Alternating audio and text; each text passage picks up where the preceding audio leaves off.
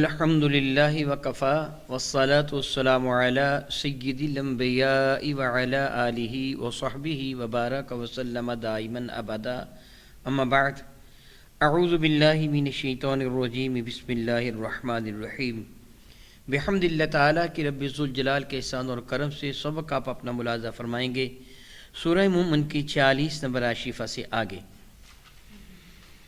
اعوذ باللہ من الشیطان الرجیم بسم اللہ الرحمن الرحیم وَإِذْ يَتَحَاجُّونَ فِي النَّارِ فَيَقُولُ الضُّعَفَاءُ لِلَّذِينَ اسْتَكْبَرُوا إِنَّا كُنَّا لَكُمْ تَبَعًا فَهَلْ أَنْتُمْ مُغْنُونَ عَنَّا نَصِيبًا مِّنَ النَّارِ۔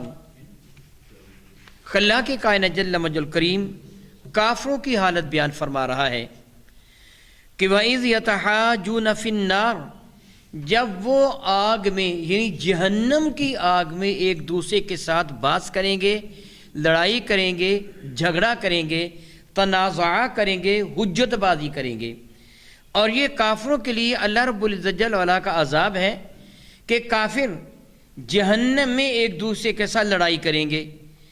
ایمان والوں پر اللہ تعالیٰ کا احسان ہے کہ ایمان والے جنت میں ایک دوسرے کو مبارکباد پیش کریں گے، ایک دوسرے کو تحسین پیش کریں گے، ایک دوسرے کو سلام کریں گے، آمنے سامنے وہ تختوں پر بیٹھے ایک دوسرے سے ہم کلام ہوں گے، رب کائنات کی نعمتوں کا تذکرہ کریں گے، میرے نبی کی نعت بیان کریں گے، رب کائنات کی حمد بیان کریں گے۔ یہ ایمان والوں کی حالت ہوگی۔ لیکن جو کافر ہوں گے وہ جہنم میں بھی ایک دوسرے کے ساتھ لڑائی کریں گے، جھگڑا کریں گے، جس طرح رب کائنات جل مجد کریم قرآن مجید فرقان امین میں ارشاد ذیشان فرماتا ہے، کافر کہیں گے ربنا ارنا الذین اضلانا من الجن والانس، مولا ہمیں دکھا وہ جن اور انسان جنہوں نے ہمیں گمراہ کیا تھا، نجعلہما تحت اقدامنا، کہ ہم ان کو اپنے پاؤں تلے کچل کے رکھ دیں۔ وہ ایک دوسرے کے شدید دشمن بنے ہوئے ہوں گے۔ خلاق کائنات فرماتا ہے یتحاجون فی النار، جب وہ کافر جہنم میں ایک دوسرے کے ساتھ جھگڑا کریں گے۔ یہاں اتنی سی بات میں بتا دوں کہ ایمان والا جو گناہ گار ہونے کے ناطے سے جہنم کے اندر جائے گا بھی وہ جھگڑا نہیں کرے گا، وہ ایک دوسرے سے تنازع نہیں کرے گا۔ یہ ایمان والے کو رب کائنات جل وعلا کی رحمتوں اور عنایات کے صدقہ سے ہوگا کہ ایمان والا ایک دوسرے کا دشمن نہیں ہے، بلکہ اللہ تعالیٰ ایمان والوں کے دلوں سے وہ دنیا کے اندر جو ایک دوسرے کے خلاف تھوڑی بہت قدورت تھی، جو عداوت تھی، رب کائنات وہ بھی نکال دے گا۔ وہ ایک دوسرے کے ساتھ پیار ہی پیار کریں گے۔ خلاق کائنات ارشاد فرماتا ہے فَيَقُولُ الضُّعَفَاءُ لِلَّذِينَ اسْتَكْبَرُوا، تو کہیں گے وہ لوگ جو کمزور تھے مالی اعتبار سے، جسمانی اعتبار سے، علم کے اعتبار سے، لِلَّذِينَ اسْتَكْبَرُوا، ان کو کہیں گے جو ان میں اپنے آپ کو بڑا کہا کرتے تھے، جو تکبر کیا کرتے تھے، جو کہتے تھے ہم بڑے ہیں لیڈر ہونے کے اعتبار سے، سلاطین بادشاہ ہونے کے اعتبار سے، وہ معاذ اللہ تعالیٰ ان کے دین کے عالم ہونے کے اعتبار سے، جو کافروں کا بھی عالم ہوتے ہیں نا، علم ان کے پاس بھی ہوتا ہے۔ علم دو طرح کا ہوتا ہے، ایک ہوتا ہے علم نافع، نفع دینے والا علم، ایک ہوتا ہے علم مضر، ضرر دینے والا غیر نافع علم۔ میرے اور آپ کے آقا رسول عربی شفیع معظم رحمت عالم نے ہمیں حکم دیا ہے علم غیر نافع سے اللہ تعالیٰ کی پناہ مانگے۔ کافر کے پاس علم ہوتا ہے، وہ دلائل دیتا ہے اپنے کفر کے، علم کے بل بوتے پر دلائل دیتا ہے، اور ایمان والا دلائل دیتا ہے اپنے دین متین کے، وہ بھی علم کے بل بوتے پر دیتا ہے۔ تو ایمان والے کا علم علم نافع ہوتا ہے، اور کافر کا علم علم نافع نہیں ہوتا، مضر ہوتا ہے، ضار ہوتا ہے، غیر نافع ہوتا ہے، ضرر دینے والا ہوتا ہے۔ تو چونکہ کافروں کے بھی گرو گنٹال اپنے دامن میں علم تو رکھتے ہیں، وہ بھی کافروں کو دلیلیں دیتے ہیں مسلمانوں کے خلاف، وہ بھی اپنے پاس دلائل کا ایک انبار رکھتے ہیں۔ میں اللہ تعالیٰ سے پناہ مانگتا ہوں، کہتا ہوں آپ کسی الیاذ باللہ تعالیٰ سے وقت نہ آئے، کسی مرزئی سے ہم کلام ہوں گے تو آپ کو دلائل کے انبار لگا دے گا۔ کسی یہودی، کسی سکھ، کسی ہندو سے بات کریں گے، وہ آپ کے سامنے دلائل کے ڈھیر لگا دے گا۔ اگر ان کے دامنے میں دلائل نہ ہوتے تو وہ کبھی کافر نہ ہوتے، وہ مسلمان ہو چکے ہوتے۔ یعنی دلائل ان کے پاس بھی ہے، ان کے پاس وہ جو علم کے اعتبار سے ان کے سرکردہ لیڈر تھے، یا مال کے اعتبار سے اور وہ اعلیٰ تھے، اور ان کے جو ماتحت تھے، اور الناس علی دین ملوکہم، جو لوگ ہوتے ہیں وہ اپنے بادشاہ کے دین پر ہوتے ہیں، جیسا بادشاہ ویسا ہی دین۔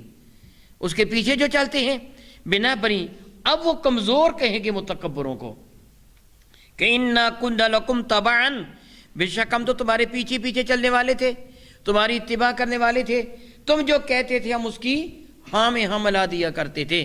اور یہ بات ایک ناقابل تردید حقیقت ہے کہ بادشاہ جیسا ہوتا ہے عوام الناس بھی ویسے ہی ہوا کرتے ہیں۔ حضرت عمر بن عبدالعزیز کے زمانہ میں لوگ ایک دوسرے سے پوچھا کرتے تھے تو نے کتنی رکعتیں نماز تہجد میں ادا کی تھیں، کتنے تو نے روزے رکھے تھے، اور اس سے پہلے کیا پوچھا کرتے تھے ولید کے زمانہ میں، ولید بن عبد الملک کے زمانہ کہ تو نے شادیاں کتنے کی ہیں، بیاہ کتنے کیے ہیں۔ یعنی جیسا بادشاہ ہوتا ہے عوام الناس پر ویسا اثر پڑتا ہے۔ میں اپنے ملک کی بات کرتا ہوں، یاد ہوگا آپ کو کہ ذوالفقار علی بھٹو نے پیپلز پارٹی کے دور میں اس نے کرتے کو کالر لگوایا تھا، اور پاکستان کی اکثریت نے کرتے کو کالر لگوا لیا تھا، اس کو عوامی لباس کہتے تھے۔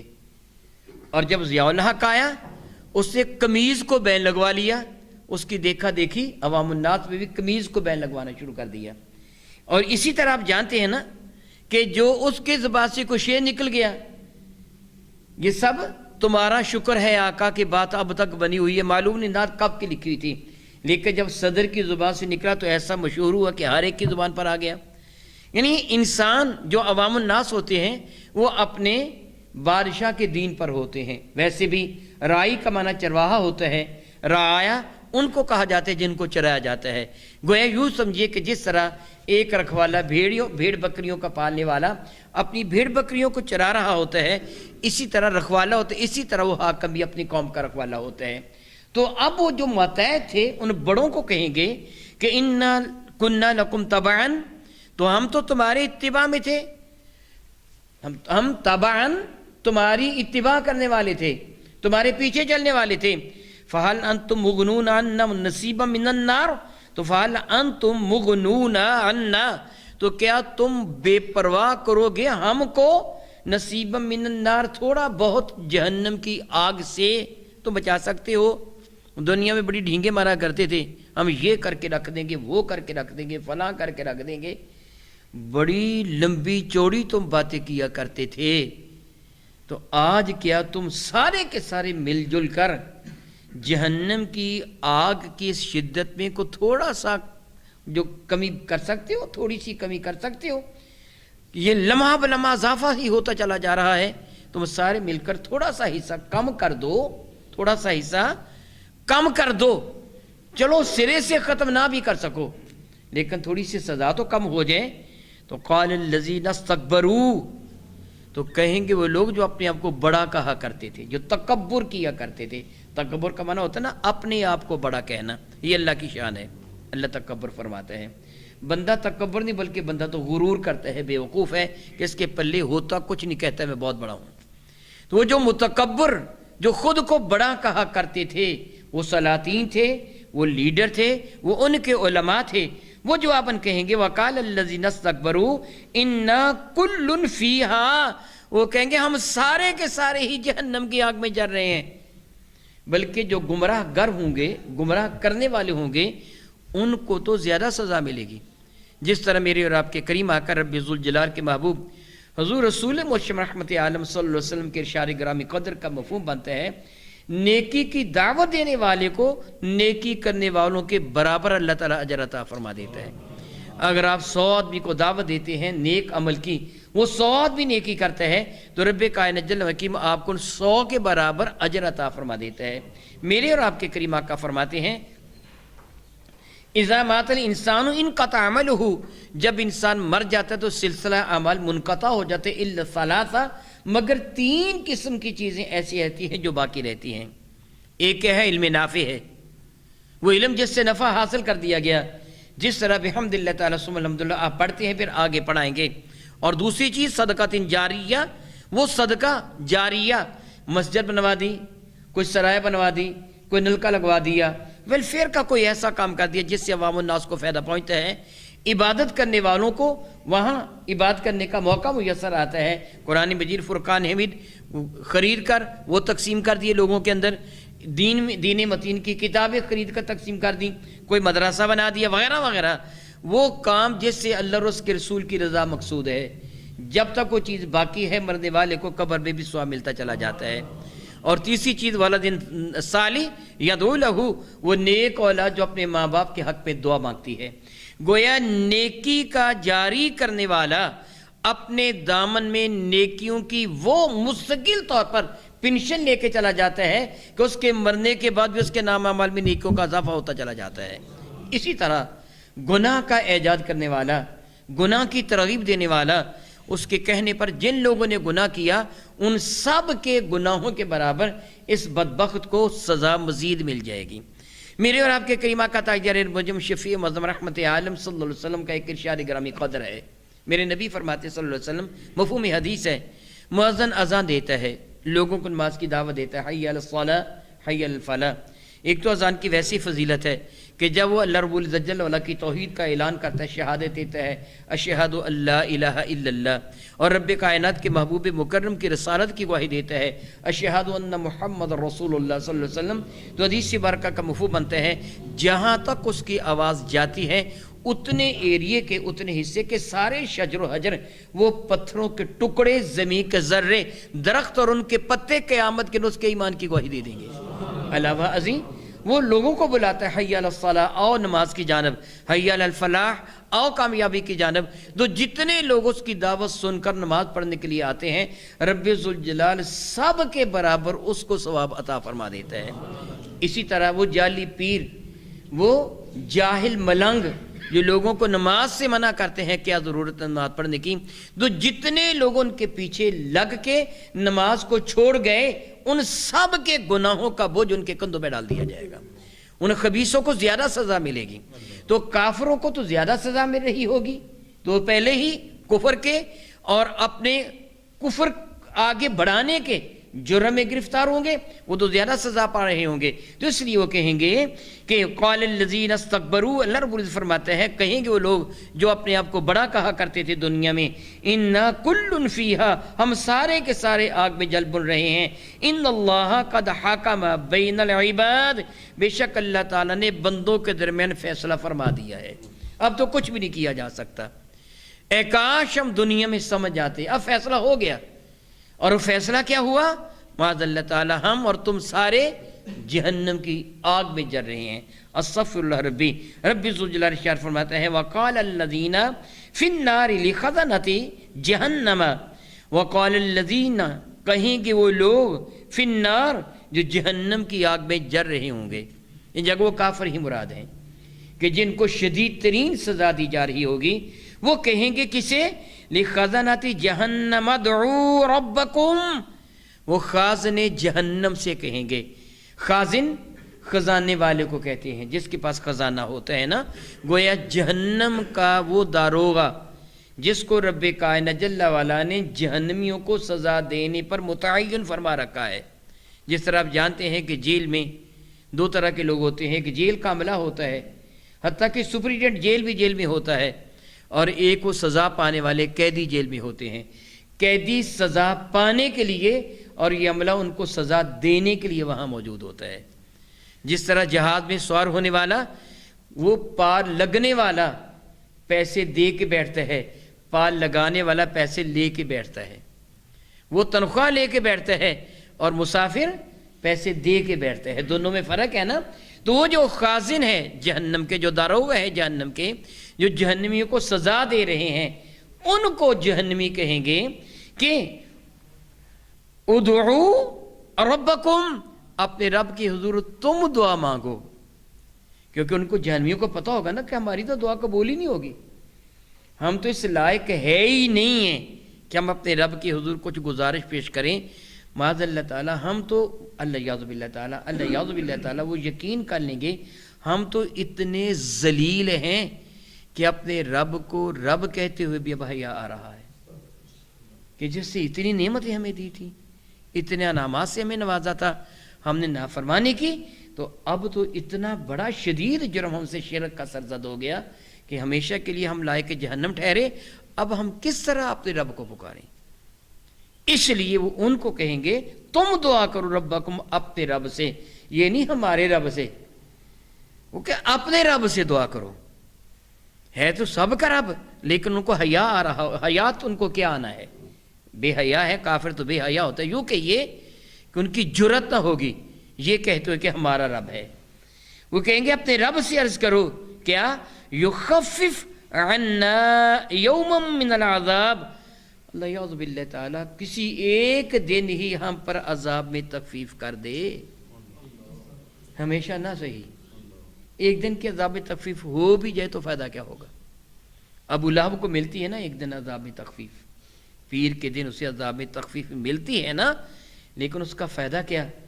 آج اگر آدمی پیٹ بھر کے کھانا کھا بھی لے گا تو کل کو روٹی نہ ملے، آج کے زیادہ کھانا کھانے کا فائدہ کیا ہے؟ کل تو پھر وہ بھوکا ہو جائے گا۔ چلو ایک دن اگر بالفرض، حالانکہ ہوگی نہیں، ابو لہب کے لیے ہے رب کائنات جل وعلا کی جانب سے، جس طرح حدیث مبارکہ کا مفہوم ہے، اگر بالفرض ان کے عذاب میں ایک دن تخفیف ہو بھی جائے تو فائدہ کیا ہوگا؟ اگلے دن تو پھر اسی تک قدر عذاب ہوگا، فائدہ کیا ہے؟ لیکن وہ کہیں گے چلو ایک دن ہی تخفیف ہو جائے، کچھ ہی مل جائے، مگر ان کو کچھ بھی نہیں ملے گا۔ وقت پر کافی ہے قطرہ آب خوش ہنگام کا، جل گیا جب کھیت برسا می تو پھر کس کام کا۔ آج دنیا میں اللہ اور اس کے رسول کو مان لیا ہوتا، ایمان لائے ہوتے تو پھر عذاب ختم کر دیا جاتا، تخفیف کیا؟ اللہ تعالیٰ تو معاف فرما دے گا گناہ گاروں کو۔ جس کے دل میں رائی کے دانے کے برابر بھی ایمان ہے وہ بھی کبھی نہ کبھی جہنم سے نکال کر جنت میں بھیج دیا جائے گا۔ رب کریم فرماتا ہے وہ یوں عرض کریں گے کہ تمہارا رب ہم پر تھوڑا سا عذاب کسی دن ہی تخفیف فرما دے۔ قالو، جواباً وہ خازن جہنم، وہ داروغہ جہنم، وہ کہیں گے اولم تکو تأتیکم رسولکم بالبینات، کیا تم وہی نہیں ہو کہ جن کے پاس رسولان نظام تشریف لائے تھے اور دلائل لے کر آئے تھے؟ خالی ہاتھ تو نہیں آئے تھے، تمہارے پاس آئے تھے اور دلائل قدرت لے کے آئے تھے۔ کیا اے قوم صالح تم نے اونٹنی کو نہیں دیکھا تھا؟ قوم عاد و سمود کیا تم نے انبیاء کے معجزات کو نہیں دیکھا تھا؟ اے نمرود لعین کیا تو نے ابراہیم کو آگ میں زندہ و سلامت باہر نکلتے ہوئے نہیں دیکھا تھا؟ اے کافرو تم نے نبیوں کو معجزات کو نہیں دیکھا تھا؟ اور فرعون تو نے موسیٰ کلیم اللہ کا ڈنڈا نہیں دیکھا تھا؟ کافروں سے وہ کہیں گے کیا تمہارے پاس رسول نظام وہ نشانیاں لے کے نہیں آئے تھے؟ تم نے ان کی نشانیوں کو نہیں دیکھا تھا؟ کیا ان کے کردار میں، ان کی سیرت میں کوئی داغ یا دھبا تمہیں نظر آتا تھا؟ کیا اخلاق کے اعتبار سے اس لائق تھے کہ ان کی اتباع نہ کی جاتی؟ پھر تم کیوں نہیں مانے جب تم خود تسلیم کرتے تھے ان سے اعلیٰ؟ اب میرے نبی کے لیے کافروں نے کیا کہا تھا؟ 40 سال تک صادق اور امین کہتے رہے تھے، پھر انکار کیوں کر دیا؟ ان میں کوئی ہے میرے نبی نے کھڑے ہو کے فرمایا تھا کوئی ابو قبیح یا کوئی صفا پر جب سارے اہل مکہ کو دیانتاً یا وکالتاً اپنے دربار انور میں اصالتاً یا وکالتاً، اصالتاً آ گئے تھے یا خود آ گئے تھے یا اپنے نمائندے بھیجے تھے، جب میرے کریم آ کر ان کو اللہ تعالیٰ کی توحید کی دعوت دی تھی تو کیا فرمایا تھا؟ اگر میں کہوں پہاڑ کے پیچھے ایک لشکر ہے مان جاؤ گے؟ سب نے کہا تھا مان جائیں گے۔ فرمایا کیوں مان جاؤ گے؟ تو ان کا جواب کیا تھا؟ کسی بھی بات کے سب سے زیادہ سچا ہونے کی سب سے بڑی دلیل یہ ہے کہ تیری زبان سے نکلی ہے، آج تک اس زبان سے جھوٹ نکلا نہیں ہے۔ پھر جب انہوں نے اللہ تعالیٰ کی توحید پر اعتراض کیا تھا کہ ہم تو تمہیں لات اور عزا یہ حبل وغیرہ دکھاتے ہیں، تمہارا رب ہے تو تم بھی دکھاؤ، تو میرے نبی نے کیا فرمایا تھا؟ میں تمہارے اندر ایک عرصہ تک رہا ہوں، اس طویل عرصہ میں 40 سالہ میری زندگی میں کوئی عیب میرے اندر نکال دو، رب کے رب ہونے کا انکار کر دو، اللہ کی عزت کی قسم میرے نبی میں کوئی بھی عیب نہیں نکال سکے تھے کہ عیب ہے ہی نہیں، نکالتے کیا؟ میرے نبی میں عیب ہے ہی نہیں۔ وہ جب تم جانتے ہو یہ بے عیب ہے پھر ایمان کیوں نہیں لا رہے؟ جب یہ جانتے ہو یہ سچے ہے پھر ایمان کیوں نہیں لا رہے؟ ان کی سچائی پر کتنا یقین تھا۔ ابو لہب کے بیٹے کے لیے کچھ کہا تو وہ فکر مند ہو گیا تھا کہ یہ کبھی جھوٹ نہیں بولتے۔ امیہ بن خلف کے لیے کچھ کہا تھا کہ تجھے میں قتل کروں گا، اس سے کہا تھا یہ جھوٹ نہیں بولتے، میری طرف گٹھلی بھی پھینک دیں گے تو میں مر جاؤں گا، کیونکہ ان کی زبان سے جھوٹ کبھی نکلا ہی نہیں ہے۔ یقین بھی اتنا زیادہ ہے، اعتماد بھی اتنا زیادہ ہے، پھر کیوں نہیں مانے؟ فرشتے یہی سوال کریں گے کہ اولم تک تاتیکم رسولکم بالبینات، کیا تمہارے پاس رسولان اعظم دلائل نہیں لے کے آئے تھے؟ قالوا بلا، وہ کہیں گے کیوں نہیں آئے تھے، دلائل لے کے آئے تھے، پھر لاجواب ہو جائیں گے نا، ان کے پاس کوئی بہانہ نہیں ہوگا، ان کو پتہ ہے کہ اب بہانہ بازی کا فائدہ نہیں ہے، کچھ بھی کرے جھوٹ بھی بولے تو فائدہ نہیں، سزا تو مل گئی۔ جب کسی آدمی کو معاذ اللہ تعالیٰ سو معاذ اللہ تعالیٰ اس کے جرم کی پاداش میں سزائے موت کا حکم دے دیا جائے، اسے یقین ہو کہ کل مجھے سزا مل جائے گی، تو پھر کہتے ٹھیک ہے یار میں نے قتل کیا تھا، اب جھوٹ بولنے کا فائدہ کیا، سزا تو مل گئی، اب تو پھانسی چڑھنا ہی چڑھنا ہے۔ یعنی جب مجرم کو اس کے جرم کی سزا مل جاتی ہے، اسے پتہ چل جاتا ہے کہ اب تخفیف ہوگی نہیں، پھر وہ اقرار جرم بھی کر لیتا ہے، کہیں گے قالو بلا، ہاں کیوں نہیں ہمارے پاس رسول آئے تھے، تو قالو پھر جواباً وہ خازن جہنم وہ دروغہ جہنم فرمائیں گے فدعو، پھر تم خود ہی دعا مانگ لو، ہم ہی کو کہہ رہے ہو خود ہی دعا مانگ لو۔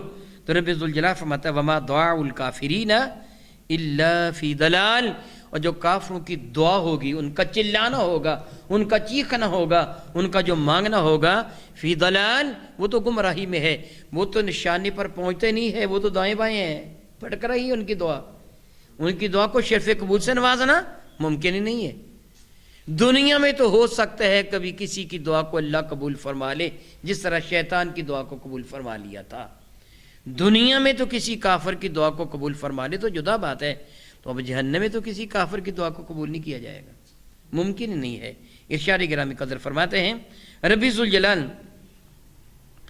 کہ اِنَّا لَنَنْصُرُ رُسُلَنَا وَالَّذِينَ آمَنُوا فِي الْحَيَاةِ الدُّنْيَا وَيَوْمَ يَقُومُ الْأَشْهَادُ، اِنَّا بے شک ہم، رب ذوالجلال اپنی ذات بابرکات کا ذکر فرماتا ہے، بے شک ہم یعنی اللہ رب العزت جل وعلا، لَنَنْصُرُ رُسُلَنَا، ضرور بھی ضرور ہم مدد فرماتے ہیں یا فرمائیں گے، رسولنا اپنے رسولوں کی مدد کرتے بھی ہیں، کریں گے بھی، والذین آمنوا، اور ان لوگوں کی بھی جو ایمان لے کے آئے ہیں، فی الحیات دنیا، دنیا کی زندگی میں بھی، ویوم یقوم الاشہاد، اور اس دن بھی جس دن شہادتیں لی دی جائیں گی، قیامت کا دن، وہ دن جس دن حاضر کیا جائے گا، کھڑے کیا جائے گا۔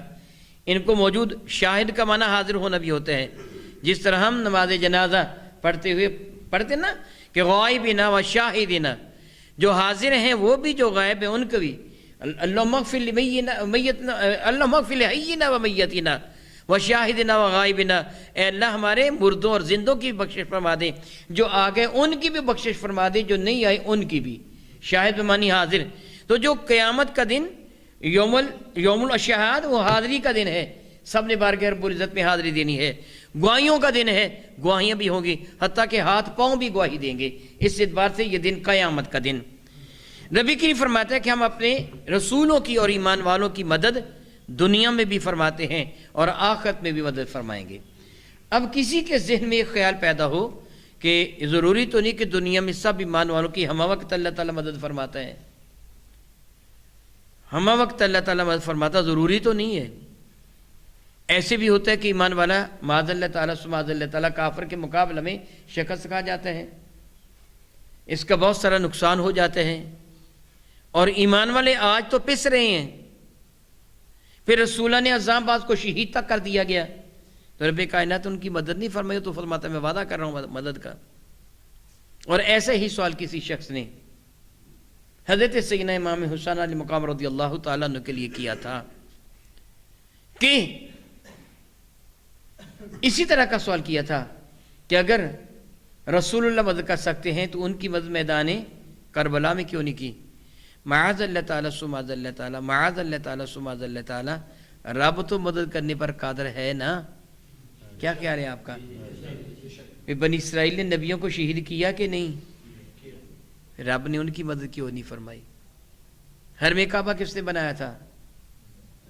حضرت ابراہیم نے۔ کیوں بنایا تھا؟ رب کی توحید کے لیے۔ اور کافروں نے کیا کیا تھا؟ حرم کعبہ کو بت خانہ بنا دیا تھا، رب نے ان کو سزا کیوں نہیں دی؟ اتنا عرصہ تک وہ بت خانہ بنا رہا، رب نے سزا نہیں دی۔ فتح مکہ کے بعد میرے نبی نے بت نکال کے باہر پھینکے ہیں، تو رب ایک فرشتے کو بھیج دیتا، وہ ایک پر مار کے سارے بت اڑا دیتا وہاں سے۔ رب نے کیوں نہیں کیا؟ اللہ کے ہاں ایک اصول ہے، اور مدد کرنے سے مراد کیا ہے؟ اللہ ایمان والوں کی مدد کرتا ہے۔ الحمدللہ تعالی میری بھی اللہ نے مدد فرمائی ہے اور آپ کی بھی مدد فرمائی ہے، اس لیے تو ہم نماز پڑھنے کے لیے آئے ہیں، اسی لیے تو ہم نماز پڑھنے کے لیے آئے ہیں۔ آپ جو نرم گداز بستر کو چھوڑے یہاں بیٹھے ہیں، میں آپ کی خدمت میں حاضر ہوں، اللہ کی عزت کی قسم اس میں نہ میرا کمال ہے نہ آپ کا کمال ہے، احسان ہے رب ذوالجلال کا، جس نے توفیق عطا فرما دی ہے، یہی اس کی امداد ہے۔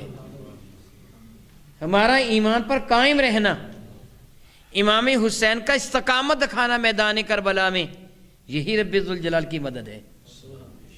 استقامت دکھانا اچھی طرح آپ جانتے ہیں، اچھی طرح آپ جانتے ہیں، میں اللہ سے معافی مانگتا ہوں یہ جملے کہہ رہا ہوں، اللہ تعالیٰ سب ایمان والوں کی جان، مال، عزت و آبرو کی حفاظت فرمائے۔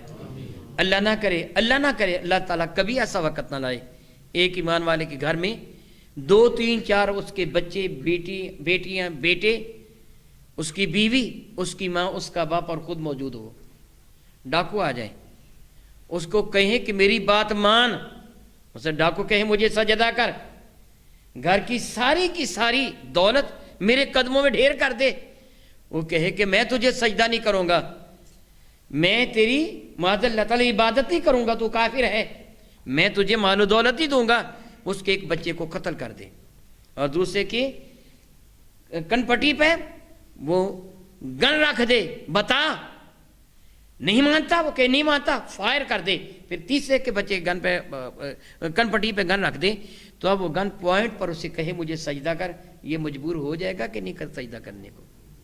یار باقی بچوں کو قتل نہ کر، تو جو کہے میں کر لوں گا، چل بعد میں توبہ کر لوں گا، دل میں یہ ہو اب تو اپنی جان کو بچاؤں، کہے گا میرا سارا مال، ساری دولت تیرے سامنے ہے، دیکھ میری ماں کو قتل نہ کرنا، میرے ابو کو قتل نہ کرنا، میری بیوی کو قتل نہ کرنا، میری بیٹی کو قتل کرنا، میرے بیٹے کو قتل نہ کرنا۔ امام حسین تیری کتنی جرت تھی کہ ایک ایک کر کے سارے قتل کروا دی، مگر سر نہیں جھکایا، سر نہیں جھکایا۔ مطالبہ کیا تھا؟ یہی تھا کہ یزید کی بیعت کر لو۔ سچ کہا سر داد نہ داد، دست در دست سے یزید، حقا کے بنا لا الہ حسین۔ یہ مدد رب کی نہیں تو پھر اور کیا ہے؟ اگر اللہ تعالیٰ کی مدد نہ ہوتی، میرے نبی کی دعا نہ ہوتی، اللہم آت الحسین اجرا و صبرا، اگر میرے نبی کی دعا نہ ہوتی، رب کائنات کی مدد نہ ہوتی، وہ ڈگمگا جاتے، ڈگمگائے ہی نہیں ہیں، ایک ایک کر کے لاشیں اٹھاتے چلے گئے ہیں، ڈگمگائے نہیں ہیں۔ یہ کیا ہے؟ رب کی مدد۔ یہ ہمارا دین متین پہ قائم رہنا ایمان والوں کا رب کی مدد کی وجہ سے ہے، رب کی رحمت کی وجہ سے ہے۔ اگر ایک لمحہ کے لیے رب کائنات ہم سے اپنی رحمت کو، اپنی عطا کو، اپنی مدد کو دور کر دے، ہم تو شیطان کے چنگل میں پھنسے ہوئے ہیں، وہ تو ہمیں ایک قدم بھی آگے نہ اٹھانے دے، ہمیں برباد کر کے رکھ دے، ہم سب کو لائق کے جہنم بنا دے۔ یہ رحمت ہے رب کائنات کی، یہ مدد ہے اللہ تعالیٰ کے ایمان والوں کے ساتھ کہ اللہ تعالیٰ نے ان کو شیطان کی بدبختی سے محفوظ فرما رکھا ہے۔ تو فرماتے ہیں بے شک ہم امداد فرماتے ہیں یا فرمائیں گے، مضارع کا صیغہ حال اور استقبال دونوں کے لیے ہوتا ہے۔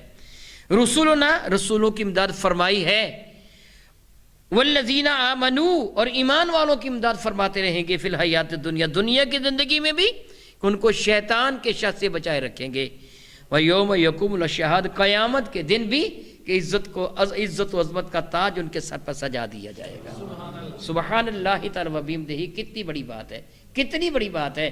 آج اللہ تعالیٰ اپنی رحمت سے توفیق دیتا ہے نیکی کرنے کی، ذرا غور کیجئے میری بات پر، آج اپنی رحمت سے توفیق دیتا ہے نیکی کرنے کی، کل کو اپنی رحمت سے نیکی کرنے والے کے سر پر تاج سجا دے گا۔ پھر اس کا اپنا کمال کیا ہوا؟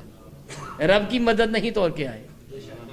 آج نیکی کی توفیق بھی وہ دیتا ہے، قیامت کے اس کا اجر بھی وہی عطا فرما دے گا۔ فرماتے ہیں ہم دنیا میں بھی مدد فرماتے ہیں، قیامت کے دن بھی مدد فرمائیں گے۔ اس لیے میں عموماً یہ عرض کیا کرتا ہوں کہ وہ نماز جس کے بعد نفل پڑھنے کی اجازت ہے، مغرب کی ہے، عشاء کی ہے، نماز ظہر ہے، 2 رکعت نماز نفل، اس شکر نعمت میں پڑھ لیا کیجئے۔ مولا تعالیٰ تیرا احسان ہے کہ تو نے مجھ کو ایمان کی دولت عطا فرمائی ہے، نبی کی غلامی کا پٹا میرا مقدر بنایا ہے، اپنے اور اپنے نبی کی محبت کو مجھ ناچیز کے دل میں رکھا ہے، یہ تیرا احسان اور تیرا کرم ہے کہ تو نے مجھے ایمان کے لیے چن لیا، وگرنہ تو فرماتا ہے وَلَقَدْ ذَرَأْنَا لِجَهَنَّمَ كَثِيرًا مِنَ الْجِنِّ وَالْإِنسِ، کتنے وہ جن اور انسان ہیں جن کو پیدا ہی جہنم کے لیے کیا گیا ہے۔